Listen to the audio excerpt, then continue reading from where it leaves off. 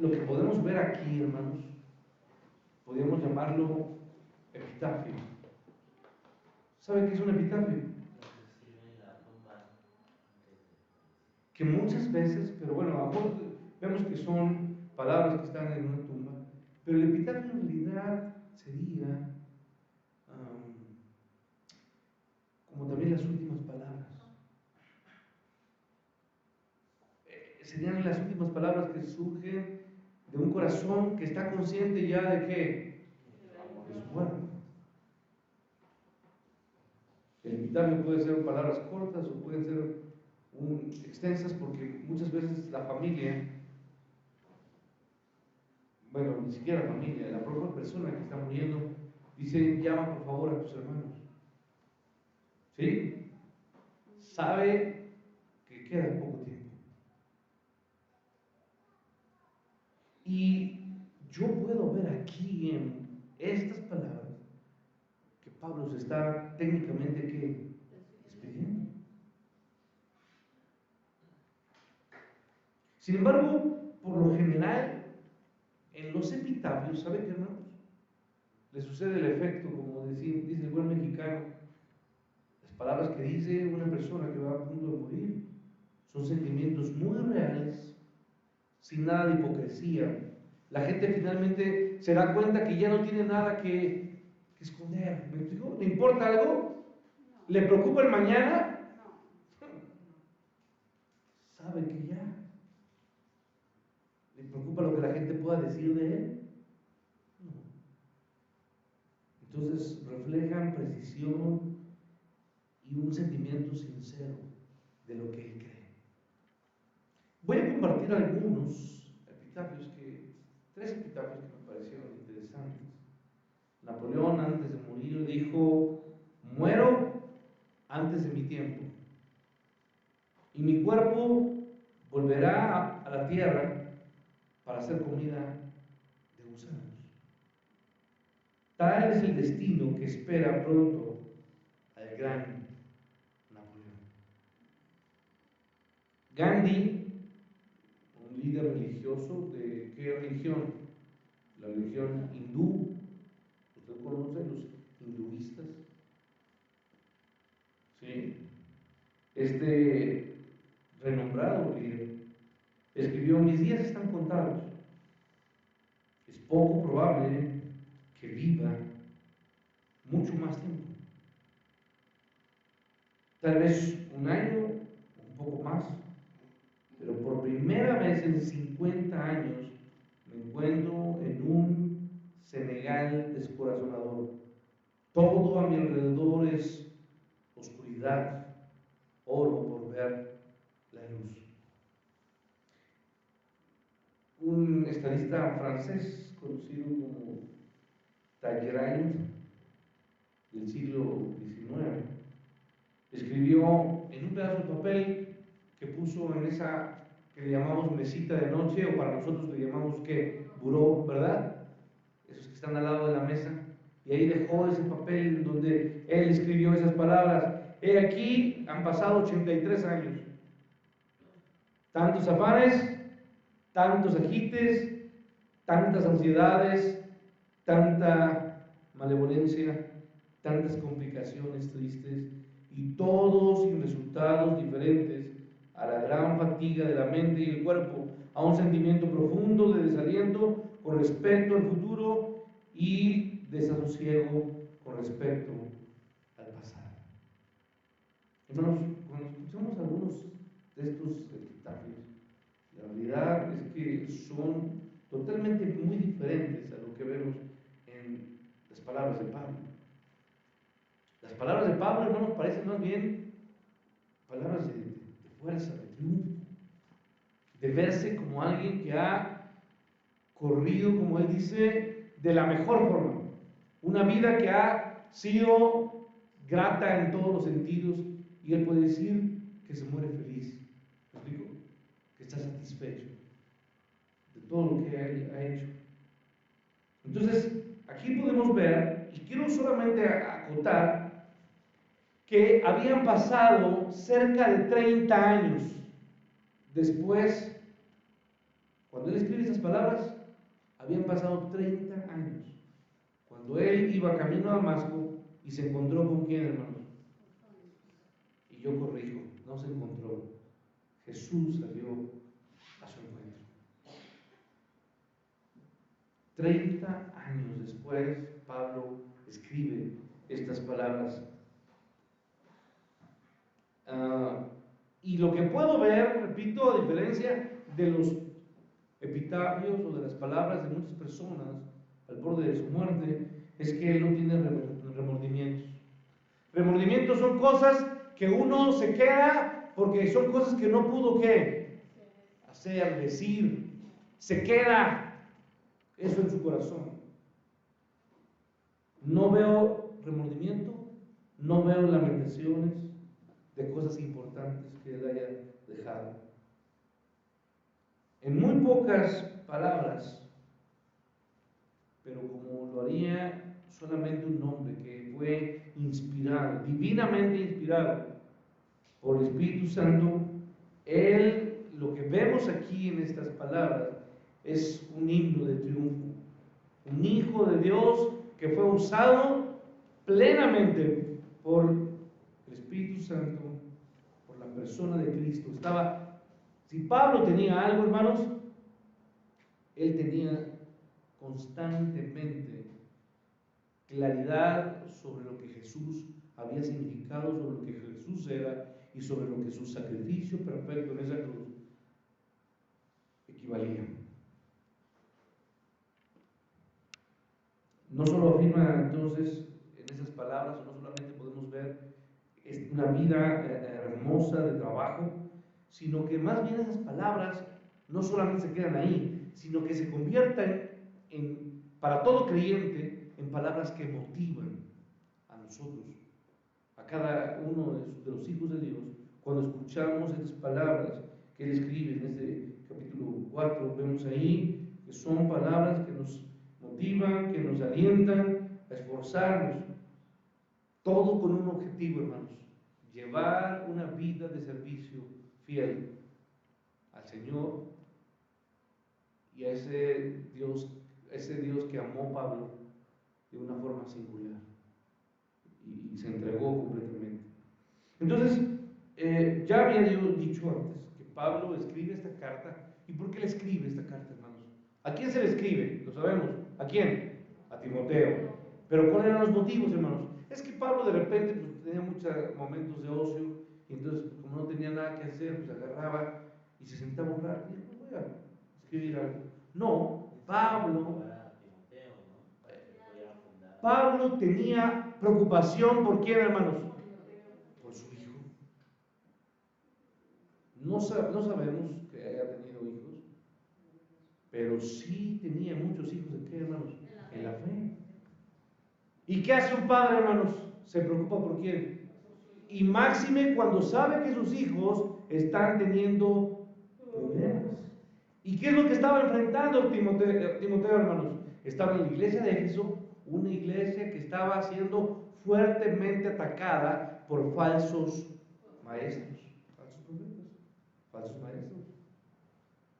Pablo le urgía fortalecer la fe de Timoteo y de una u otra forma cubrir o blindar esa fe de todo creyente. Las iglesias estaban viviendo contaminación, estaban siendo atacadas por ideologías, por fábulas, ¿sí? Y por pensamientos de demonios que estaban destruyendo la iglesia. Y la iglesia, escuche bien, los creyentes nominales, cuando digo creyente nominal, es un creyente solamente de qué, hermanos, de nombre, que se llaman cristianos, pero ¿qué? Pero no son creyentes. Ellos dicen ser creyentes. Lo más lamentable es que la contaminación no solamente era algo que permeaba en la doctrina, sino cuando escuche bien, la falsa doctrina permea las mentes de los creyentes, no solamente daña sus pensamientos, sino afecta su estilo de vida. ¿Y qué es lo que estaba pasando en la iglesia? la iglesia estaba permitiendo estilos de vida contaminados de qué, hermanos? De pecado. ¿Sí me explicó? La iglesia, los miembros de la iglesia estaban viviendo vidas en pecado. ¿Y la iglesia qué hacía, hermanos? Toleraba. ¿Qué pasa, hermanos, cuando una iglesia permite que sus miembros, que los creyentes de la iglesia estén viviendo en pecado? Esto obviamente daña toda la iglesia.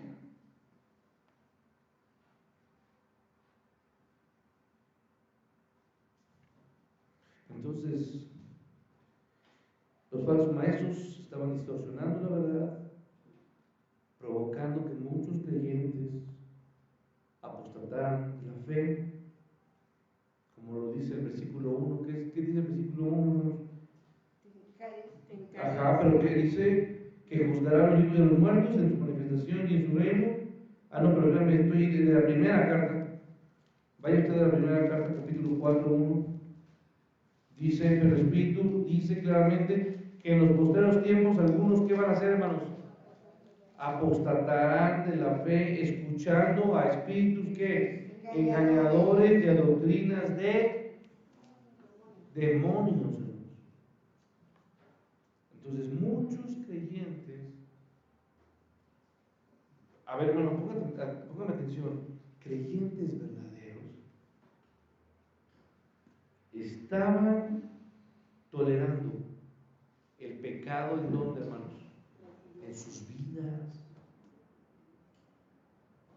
Sabemos que no debemos mentir, ¿y qué hacían ellos? Toleraban la mentira, la permitían en sus vidas, en la vida de su familia, en la vida de los suyos. Y usted sabe que de aquí en adelante, puedo mencionar más pecados.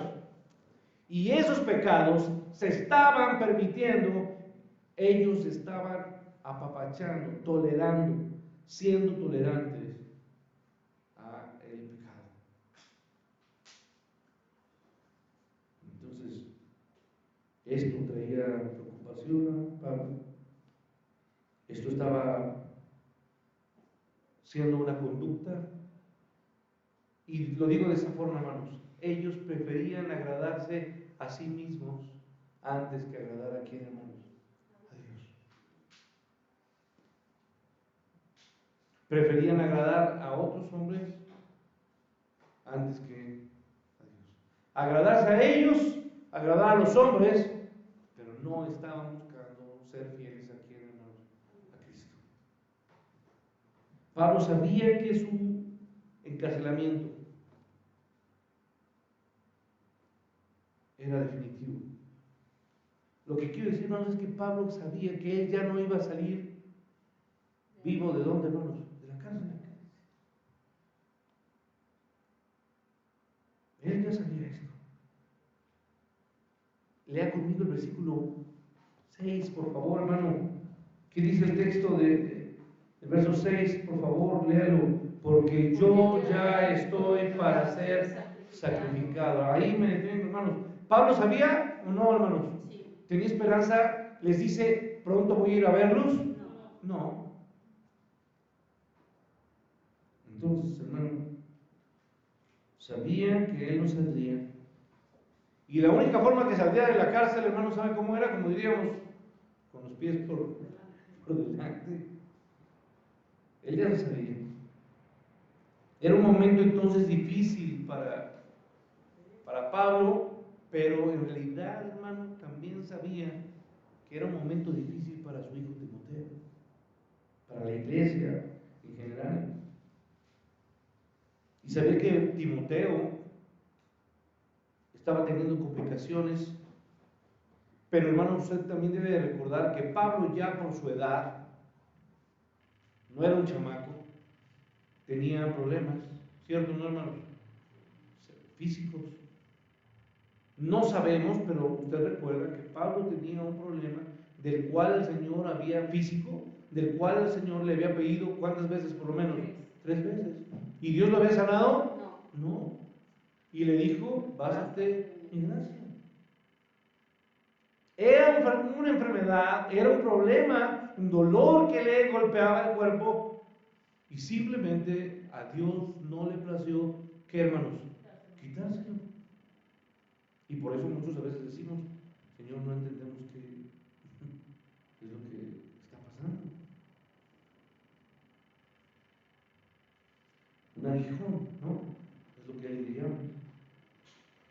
Entonces, Pablo sabía de su situación, de sus complicaciones físicas, pero también de las complicaciones espirituales que estaba él enfrentando ya al momento de morir. Pero también, hermano, dice que no solamente le preocupaba eso, sino le preocupaba la condición de las iglesias y también de forma muy particular la condición de su hijo en la fe del amado Timoteo. ¿Sí? Entonces, ¿qué hace Pablo? Pablo en este momento, en esos difíciles momentos de la iglesia de Éfeso, respecto a los problemas que enfrentaba Timoteo, porque usted debe de recordar que Timoteo estaba pastoreando una iglesia, pero él era un pastor, ¿qué, hermanos? Joven. Y era un joven tímido, ¿me explico? Y ese temor obviamente estaba lastimando su ministerio de Timoteo. Las dos cartas de Timoteo buscaron desafiar, animar, confortar y animar a Timoteo a ser fiel y a resistir toda la serie de doctrinas que estaban afectando a la iglesia de Éfeso. Lo que Pablo le dice a Timoteo es: tienes que enfrentar la mentira, el error, y confrontarlo con qué, hermanos, con la verdad de qué, hermanos, de la palabra. Lo tenías que hacer.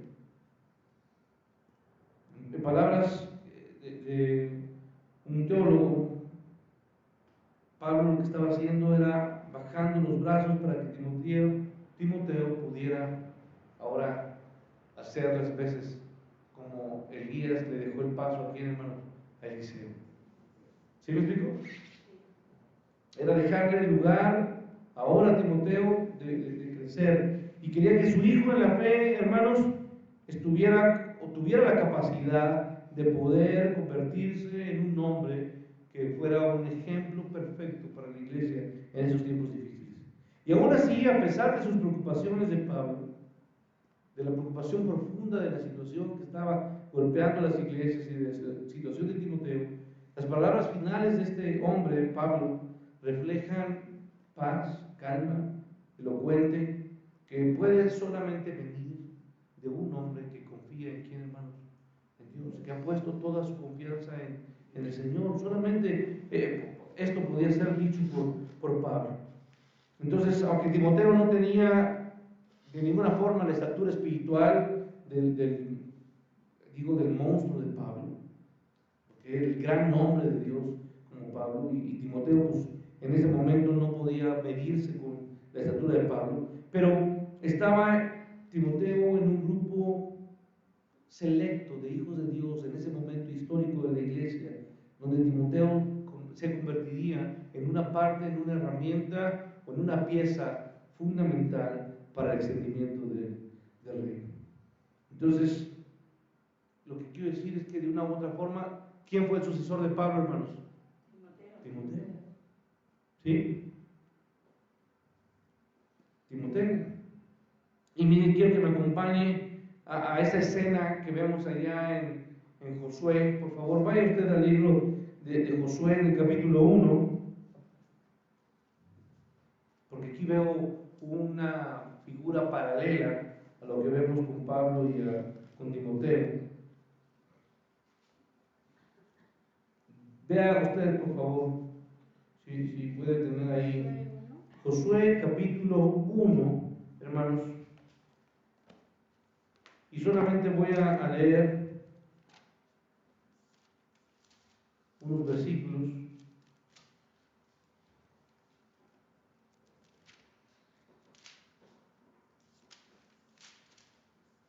Dice la palabra de Dios en el capítulo 1: aconteció después de la muerte de Moisés, siervo de Jehová, que Jehová habló a Josué, hijo de Nun, servidor de Moisés, diciendo: mi siervo Moisés ha muerto. Ahora pues, ¿qué? Levántate y pasa este Jordán, tú y todo este pueblo, a la tierra que yo les doy a los hijos de Israel. Hermanos, las palabras de Dios para Josué fueron: mi siervo Moisés ha, ¿qué, hermanos? Ha muerto. Y ahora tú, Josué, ¿qué tienes que hacer? Levántate y pasa este Jordán. Entonces hay una bendición aquí especial. Y repito, esto también lo vemos en segundo libro de Reyes, por favor. Vaya al libro de Reyes, segundo libro, al capítulo 2. Y si me sigue también con su vista en el versículo 12, esta escena también de llevar la estafeta, la vemos aquí. Dice el versículo 12, por favor, si me lo lee conmigo: viéndolo Eliseo, clamaba: Padre mío, carro de Israel y su gente de a caballo, y nunca más le vio, y tomando sus vestidos los rompió en dos partes.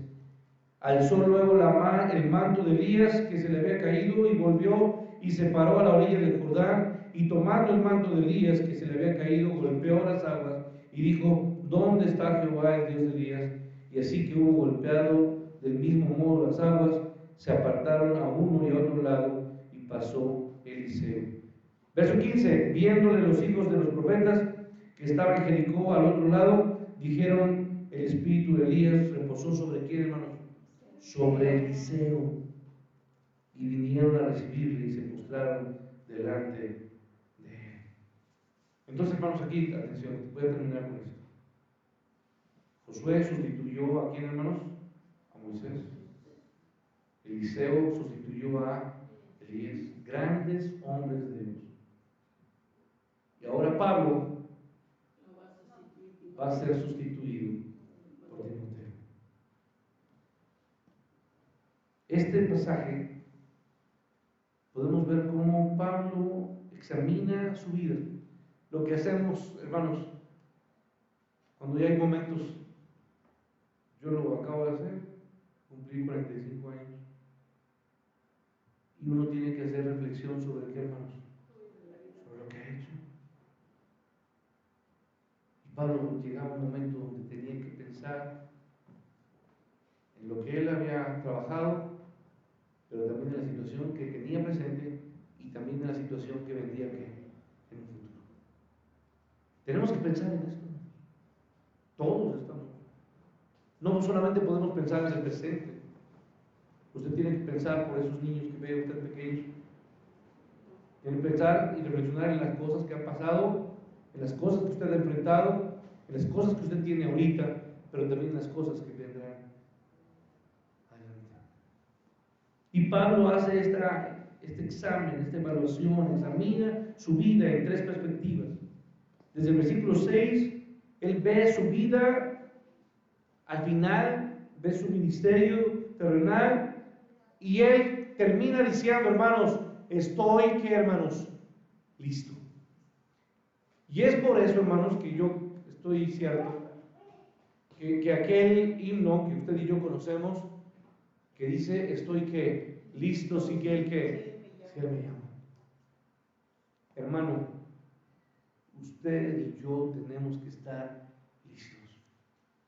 Pero no se puede estar listo sin antes usted no ha, hermanos, no trabajado, no ha servido a Dios. Pablo lo dijo porque él ya había, ¿qué, hermanos? Ya había trabajado, ya había hecho una carrera. Entonces, mira el pasado, sabe lo que él ha hecho, cómo ha servido a Dios. En el versículo 8, mira el futuro y se anticipa a lo que vendría a Pablo. ¿Sabe qué esperaba a Pablo? O más bien, Pablo sabía lo que vendría en el futuro, y era lo más hermoso, porque decía él mismo: para mí el vivir es Cristo, pero el morir me es, ¿qué, hermanos? Es ganancia. Pero si es que no me voy, aunque yo quisiera irme, me es más importante hoy, ¿qué, hermanos? Sea de edificación para ustedes. Hermano, vuelvo a insistir: no podemos seguir una vida, hermano, donde usted cree que lo único que tiene que hacer es trabajar para hacer dinero y para cubrir necesidades. Si usted tiene ese concepto de vida, es el concepto más pobre, materialista, efímero y sin profundidad, sin ningún valor. Usted no vino simplemente para sostener una familia, para hacerse de cosas materiales. Usted y yo somos instrumentos para llevar a la gente la persona de Cristo y que la gente pueda ver en nosotros lo más grande de Dios, que es Jesús, vivo y haciéndose presente en nosotros. La gente tiene que conocer a Cristo por medio de nuestras vidas. Esto es lo más grande que podemos hacer. Usted debe de convertirse en un hombre, en una mujer, en un joven, en una persona mayor, en la condición que esté, donde la gente pueda conocer a Jesús. La majestad de ese Dios, la grandeza de ese Dios, el amor de ese Dios. Pero no hay otra cosa, hermanos. Y por eso el versículo 6, póngase de pie, vamos a leerlo para terminar. Por favor, de 2 Timoteo, capítulo 4. Lea conmigo, el texto dice: porque yo ya estoy listo para ser sacrificado y el tiempo de mi partida está cerca. Hermano, yo hoy hago un llamado a todos los que están escuchando la palabra. Tiene que prepararse para el momento que Dios le llame. Y tiene que hacerlo ya. Su vida, sus labios, su esfuerzo, su tiempo. Usted tiene que buscar de muchas formas alcanzar a las almas. Hay tantas personas cercanas a usted que necesitan de usted, que están esperando, que Dios las ha puesto como oportunidades para que usted pueda hablar del Señor. Lo tenemos que hacer. Hay muchas personas que hoy, hermanos en la fe, hermanos, que hoy están cerrando sus ojos y están durmiendo en el Señor. ¿Sí o no, hermanos? Muchos hermanos que están en esta iglesia, se han ido muchos hermanos. Se fue una hermana Catalina, se fue una hermana Xochitl, se fue un hermano Enrique, muchos hombres que bajaron los brazos. Y lo que a mí me preocupa es que no haya brazos que se estén levantando diciendo: yo quiero seguir ese ejemplo precioso de vidas. Necesitamos sustituir a nuestros hermanos que desplegaron la gloria de Cristo en sus vidas. Padre, ayúdanos a vivir sabiendo que nuestra vida no puede ser útil de otra forma si no es para tu gloria. Te lo pido en el nombre de Jesús. Úsanos